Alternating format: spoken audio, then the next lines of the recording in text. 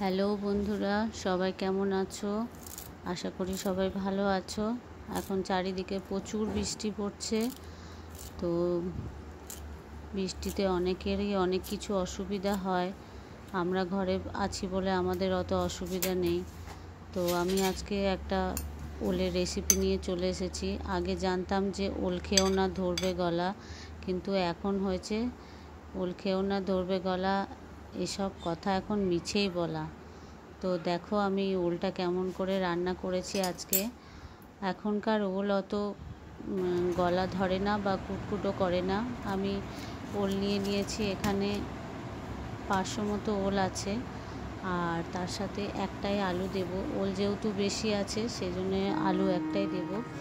অতটা যদিও না লাগে, দেখছি আমি কেটে আমি নিয়েছি পরিষ্কার করে, একদম ছোট ছোট করে কেটে নিয়েছি। আর আলুগুলো একটু বড় রেখেছি, যেহেতু ওলটা সিদ্ধ হতে সময় লাগবে সেজন্য ওলটা একটু ছোট করে কেটে নিয়েছি, আলুটা একটু বড় রেখেছি।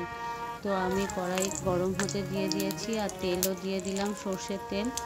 আমি এর মধ্যে ফোড়ন দিয়েছি এলাচ, লবঙ্গ আর দারচিনি আর একটা তেজপাতা আর শুকনো লঙ্কা ফোড়নে দিয়ে দিলাম।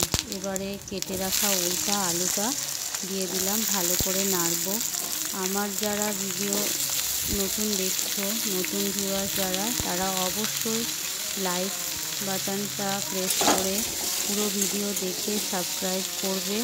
আর আমার পুরনো যারা ভিউয়ার্স আছো তারা অবশ্যই আমার সাথে থাকবে, আমার সাথে আছো বলে তাদেরকে অসংখ্য ধন্যবাদ। তারা আছে বলেই আমি একটু হলেও এগোতে পেরেছি। তো ওলগুলো ভালো করে ভেজে নেবে, যেমন করে আমরা আলুর তরকারিতে আলু ভাজি সেরকমভাবে ওল আর আলুটা ভেজে নেবে ভালো করে, একটু লাল করে ভেজে নিয়ে তারপরে পেঁয়াজ আর রসুন বাটা দিয়ে দিয়েছি। পেঁয়াজ আর রসুন বাটাটা দিয়ে ভালো করে নেড়ে নিতে হবে। ওলটা ভালো করে নেড়ে নিয়েছি। আর একটা টমেটো, গোটা টমেটো পিউরি করে নিয়েছি পেস্ট করে, তো সেটা দিয়ে দিলাম। সেটা দিয়ে সামান্য খানিকক্ষণ নাড়তে হবে। ওলটা ভালো করে নাড়তে হবে, তাহলে একটু ভাজা ভাজা হলে সুন্দর একটা যে সেন্ট বেরোয়, ওটাও সুন্দর গন্ধ বেরোবে। আমি এখানে ছোটো চামচে 2 চামচ হলুদ গুঁড়ো দিয়ে দিলাম, ছোটো চামচে 2 চামচ নুন দিয়ে দিলাম আন্দাজ মতো, ছোটো চামচের 1 চামচ জিরে গুঁড়ো, ধনে গুঁড়ো দিয়ে দিলাম আর লাল লঙ্কা গুঁড়ো দিয়ে দিলাম।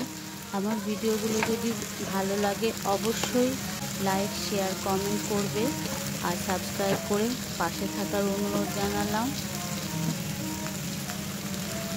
আর এখানে আমি এটা দিলাম আদা আর মৌরি, আমি বেটে রাখি সব সময়, সেটা আমি দিয়ে দিলাম। মৌরি বাটা তরকারিতে দিলে তরকারি এত সুন্দর গন্ধ হয়, তো আলাদা করে আমি মৌরি বাটিনি, আমি আদার সঙ্গেই বেটে রেখে দিই, সেটাই আমি দিয়ে দিলাম। আর কাশ্মীরি লঙ্কা গুঁড়োও দিয়েছি। তো ওটা ভালো করে কষিয়ে নিতে হবে। সামান্য একটু চিনি দিয়ে দিলাম, একটু মিষ্টি গুঁড়ও ব্যবহার করতে পারো। তো আমার গুড়টা শেষ হয়ে গেছে, ওই জন্য সামান্য চিনি ব্যবহার করলাম। চিনিটা অপশনাল, দিতেও পারো নাও দিতে পারো।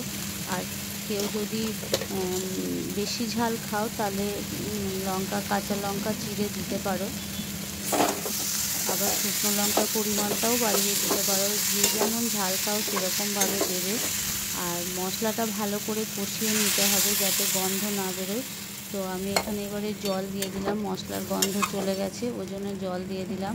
এটা রুটি বা ভাতের সঙ্গে খেতে পারো। দেখো আমি সিদ্ধ হতে ঢাকা দিয়েছিলাম, মোটামুটি মনে হয় সিদ্ধ হয়ে গেছে। একটু জলটা করতে হবে, কমিয়ে নিতে হবে, তাহলে আবার একটুখানি সিদ্ধ হতে দেবো। আমি একটু খুলে রেখে সিদ্ধ করব, বা ঢাকাও দিতে পারো। আবার একবার ঢাকা দিয়ে একটু সিদ্ধ করে নেব, আর একটু সিদ্ধ হওয়া বাকি আছে। তো আমার এখানে মোটামুটি জলটা অনেকটাই কমে গেছে, দেখো সিদ্ধও হয়ে গেছে। আমি সবাইকে বলবো, আমি সবার চ্যানেলে গিয়ে পুরো ভিডিও দেখে লাইক, শেয়ার, কমেন্ট করে দিই। আর আমার ভিডিও যারা দেখবে তারা অবশ্যই পুরো ভিডিও দেখে পাশে থাকবে, তাহলে খুশি হব, এগিয়ে যাওয়ার সাহস পাবো। এটা পুরো আলুর দম যেমন হয় ওরকমভাবে করবে, খেতে খুব সুন্দর হয়। 1 চামচ ঘি দিয়ে দিলাম, ছোটো চামচের 1 চামচ ঘি দিয়ে দিলাম। আর এদিকে মেয়ে গানও করছে, গান করতে বসেছে, সেই আওয়াজও আসছে মাঝে মাঝে। একটু নেড়ে নিচ্ছি। দেখো আমার হয়ে গেছে, তোমরা কেমন হয়েছে অবশ্যই জানাবে।